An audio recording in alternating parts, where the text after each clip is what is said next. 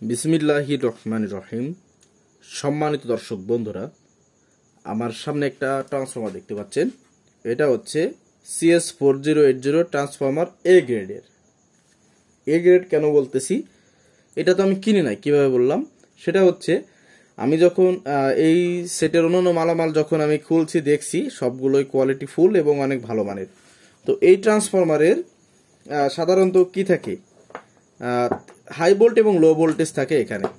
এখন বিষয়টা হচ্ছে যে এই অ্যাম্পলিফায়ারগুলো দেখুন, আমি আমার ছোট জ্ঞানে বলতেছি, যদি কোনো অভিজ্ঞ লোক দেখে থাকেন ভিডিওটা কখন সামনে আসে, তো যদি আপনাদেরকে মনে হয় যে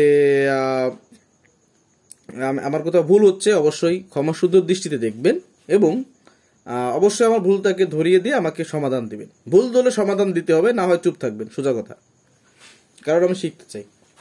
এখন কথা হচ্ছে এই অ্যাম্পলিফায়ারগুলো কেন বারবার ক্যাপাসিটর ফুটে যায়, কেন বারবার ট্রানজিস্টর মার খায়, আর ট্রানজিস্টর মার খাইলে তো বুঝছেন স্পিকার উড়াই দিবে ইত্যাদি।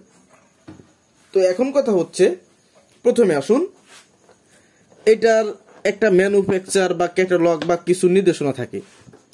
তো আমি এখানে দেখতে পাচ্ছি এটা কি লিখছে, যেটা CS4080 এর জন্য বোঝাইছে, এটা লেখা ইংলিশে। এবার IP 220 ভোল্ট 50 হার্জ, ঠিক আছে, 50 হার্জ। এবং এখানে কয়েকটা তারের কালার সহ নাম লেখা আছে। আমি ভোল্টেজটা বলতে 018 ভোল্ট, 17017 ভোল্ট এবং 110, এরপরে আপনার 55 গ্রাউন্ড, 55 110 ভোল্ট এতে থাকবে। এবং এখানে কালার কোডের যে ইয়েটা আছে, মানে কালার কোডের যে কালার আছে, কালার যে কোডটা আছে এই অনুযায়ী আপনার ভোল্টেজটা এখান থেকে এই তারের মাধ্যমে বেরোছে, এটা বোঝানো হয়েছে। এখন কথা হচ্ছে, আসুন প্রধান একটা কারণ আপনাদেরকে দেখাই। এটা এই যে ক্যাপাসিটর ফুটে যায় বা অনেক বেশি মার খায়, কয়েকটা কারণ আপনাদেরকে দেখাই। তো প্রথমে এই ট্রান্সফরমারটাকে আমি এসি সেকশনের লাইন দেব। ভিডিওটা অবশ্যই ধৈর্য সহকারে মনোযোগ সহকারে দেখবেন, তাহলে আপনার বুঝতে অনেক সুবিধা হবে, ঠিক আছে, যারা বুঝতে চান। আর যারা চান না ভাই, তাদের বিষয়ে আমার কোনো কথা নাই। এখন এটাকে আমি লাইনে দিলাম। তো এখন আসুন আমার লাইনে যে ভোল্টেজটা আছে সেটা আগে একটু আপনাদেরকে দেখাই। কিন্তু একটা কারণে সলিউশন যাচ্ছি, এখানে আমি 600 ভোল্ট এসিতে সিলেকশন নিলাম। এরপরে এসি ভোল্টেজটা যেটা ঢুকাইছি এটার ভোল্টেজটা একটু মাপতেছি। এই মুহূর্তে আছে কত, 242 ভোল্ট। আচ্ছা, এখন আসুন 242 ভোল্ট সেহেতু এখানে প্রথমে আমি লো ভোল্টেজটা মাপ দিব। লো ভোল্টেজটা মাপ দেওয়ার জন্য একটা হলুদ তার এবং একটা কালো তারে মাপ দিব। দেখুন এই মুহূর্তে আমি 60 ভোল্ট পাচ্ছি। তাহলে এখানে আউটপুট রেটিং কত লেখা ছিল, 55 ভোল্ট ইয়েলো তারে। এবার আসুন এই কালো তারকে আমি গ্রাউন্ড রেখে আমি ব্লু তারে আরেকবার একটু ভোল্টেজটা মাপ দিই, 121 ভোল্ট। আচ্ছা, লাইনটা একটু কিছু সময়ের জন্য অফ করে দিই। এখন আসুন একটু বক বক করি। সেটা হচ্ছে 121 ভোল্ট হাই ভোল্ট, যেখানে 110 থাকার কথা ছিল, 110-এর জায়গায় 121 ভোল্ট, এবং যেখানে 50 ভোল্ট সেখানে 60 ভোল্ট সামথিং, 55 ভোল্ট সেখানে 60 ভোল্ট সামথিং। এই যে একটা ওভার ভোল্টেজ না, এই ওভার ভোল্টেজটা কেন আসে? দেখুন, আমরা যারা সাউন্ড সিস্টেম চালাই অনেকে আছে স্টেবিলাইজার, ভোল্টেজ স্টেবিলাইজার ব্যবহার করি না। এবার এখানে ভোল্টেজটা কেন বেশি আসলো? প্রথম কথা হচ্ছে এই আমার এসি ভোল্টেজটা এখন অনেক বেশি আছে, আর ট্রান্সফর্মার ধর্ম অনুযায়ী ইনপুট প্রেসার বেশি থাকলে আউটপুট বেশি দিবে, ইনপুট প্রেসার কম থাকলে আউটপুট কম দিবে। এবার এই ট্রান্সফর্মার যে বানাইছে বা যে বাধাই করেছে তাহলে কি তার ভুল?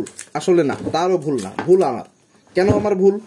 এখানে আমার বলে দিয়েছে 220 ভোল্ট, তার মানে সর্বোচ্চ এটাকে 220 ভোল্ট দিয়ে অপারেট করতে বলা হয়েছে। এখন আমি কত ভোল্ট দিছি এই মুহূর্তে, 242 ভোল্ট দিছি কিন্তু। এবার আউটপুট বেড়ে গেছে।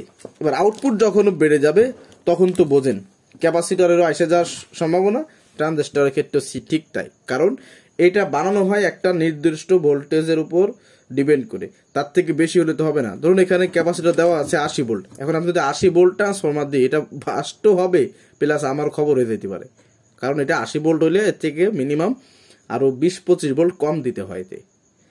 এই গেল একটা সেকশন। দ্বিতীয় আর একটা সেকশন বলি, সেটা হচ্ছে CS4080 যে অ্যাম্পলিফায়ারটা, একটা মেশিনের দাম কত নিতে পারে? 25-26 থেকে শুরু করে 30-32-এর সাধারণত এর ভিতরে রেঞ্জটা থাকে এ গ্রেড বি গ্রেড হিসাবে। এখন একটা ট্রানজিস্টর যদি আমরা লোকালে কিনতে যাই, সমস্ত পার্ট যদি লোকালে কিনতে যাই, হিসাব করে দেখবেন অনেক বেশি দাম পড়ে যায়।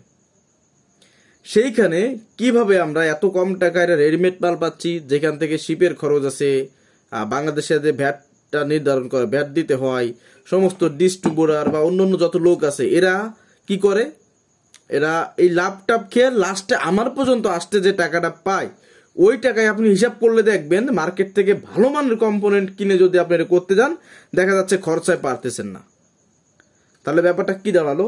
তাহলে মালের যে ভোল্টেজ অনুযায়ী যে পরিমাণ মাল আমাদের দিছে, মানে যে মানের মাল দিছে, আসলে ওইটা কি আদৌ কোয়ালিটি ফুল না কোয়ালিটি ফেল, এটা একটা চিন্তার বিষয়। দেখুন আমি কিন্তু কোম্পানির অ্যাম্পলিফায়ার নিয়ে খুব বেশি একটা মানে আপনার কোনো নাড়াচাড়া নেই বললে আমার চলে, আমি সাধারণ লোকাল টেকনিশিয়ান, কিন্তু কিছু ধারণা তো আমরা পাই। কথাগুলো মনোযোগ সহকারে শুনলে বুঝতে পারবেন। তাহলে বিষয়টা কি হচ্ছে, প্রথমত আমার এই ভোল্টেজ স্টেবিলাইজার না ব্যবহার করার কারণে কাঙ্ক্ষিত ভোল্টেজের থেকে বেশি ভোল্টেজ আউটপুট দেওয়ার কারণে বিভিন্ন পার্টস বিভিন্ন সময় শর্ট হয়ে যাচ্ছে, মার খেয়ে যাচ্ছে। আরেকটা বিষয় হচ্ছে, এটা হচ্ছে ক্লাস এইচ অ্যাম্পলিফায়ার। তো ক্লাস এইচ অ্যাম্পলিফায়ার সম্পর্কে যতটুকু শুনি, সেটা হচ্ছে যে আপনার একটু ভোল্টেজ ড্রপ হলে বা লো হলে ইত্যাদি, এটা হাই ভোল্টেজ তখন চালু হয়ে যায়, বা হাই ভোল্টেজের ট্রানজিস্টরগুলো আছে ওইগুলোর থেকে আউটপুট দেওয়া শুরু হয়ে যায়, এরকম। আসলে আমি এটা ভালো জানি না, তবে এরকমটা শুনি, তো ওই হিসেবে বলতেছি। তো এখন বিষয়টা হচ্ছে, যখন হাই ভোল্টেজ চালু হয়ে যাবে তখন কি হবে, আউটপুট বেড়ে যাবে। যখন আউটপুট বেড়ে যাবে, স্পিকারের ওম যদি কম থাকে তো ওইখানে তো বেশি প্রেসারে থাকবে। এই বিভিন্ন তাল মেল গোলায় মোটামুটি যদি অপারেটিং ভালো না হয়, এই সেটগুলো বেশি মার খায়। এরপরে কথা হচ্ছে, যদি ভাই বাইসেন্স জেনারেটরে চালান, কথাই নাই।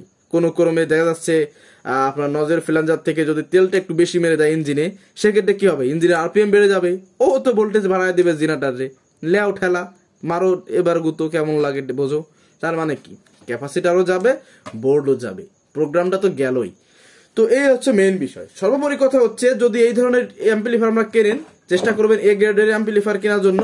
আর দ্বিতীয় কথা হচ্ছে, অবশ্যই ভোল্টেজ স্টেবিলাইজার ব্যবহার করবেন, যে স্টেবিলাইজারে আপনার নিয়মিত 220 ভোল্টের something minus plus voltage output দিয়ে থাকে। যেমন আমি এদিকে সাজেশন দিয়ে আপনাদেরকে সাকোর 5 কেবি 10 কেবি এই ধরনের মানে সার্ভো যেগুলা, এইগুলো ব্যবহার করার জন্য। যদিও আমি একটা ব্যবহার করি, আমার সার্ভো 5 কেবি একটা আছে, আমার তো বেশি বড় সাউন্ড না, 20-25টা মাইক চালানোর জন্য আমার একটা যথেষ্ট। আর বক্সের জন্য সাধারণত আমার প্রয়োজন হয় না, অন্য সিস্টেম আমি চালাইনি, যেহেতু আমি নিজেই এটা অপারেট করি, জেনারেটর এটা সবকিছুই লাইনে থাকে এই জন্য। তো সর্বোপরি কথা একটাই কি, আমি একটু বেশি আপনাদের বোঝানোর চেষ্টা করি, যতটুকু বুঝি তার থেকে ওইরকম আর কি। তো ভুল ত্রুটি হতে পারে, ক্ষমা সুন্দর দৃষ্টি দেখবেন। তো মেইন কারণ হচ্ছে, আপনারা ভোল্টেজ স্টেবিলাইজার ব্যবহার করেন ভালো মানের, দেখবেন আপনাদের ক্যাপাসিটারগুলো ফুটবে না, সহজে সেট মার খাবে না। ভোল্টেজ হেরফের যখন হবে, কম বেশি যখন হবে অটোমেটিক, তখন তো সমস্যা হবে। তো এই জিনিসগুলো যদি আপনারা যারা এই সেটগুলো অপারেট করেন 4080, সেক্ষেত্রে আমি মনে করি আপনাদের জন্য ভালো হবে যে অবশ্যই ভোল্টেজ স্টেবিলাইজার ব্যবহার করবেন, এবং এটা যত বেশি কেবি ব্যবহার করতে পারবেন আপনারা তত বেশি স্ট্রং আউটপুট থেকে পাবেন বা প্রেসার পাবেন। তো আজকে ভিডিও এই পর্যন্ত রাখতেছি, ঠিক আছে। ভুল ত্রুটি হলে আবার বলছি ক্ষমাযোগ্য। আল্লাহ হাফেজ।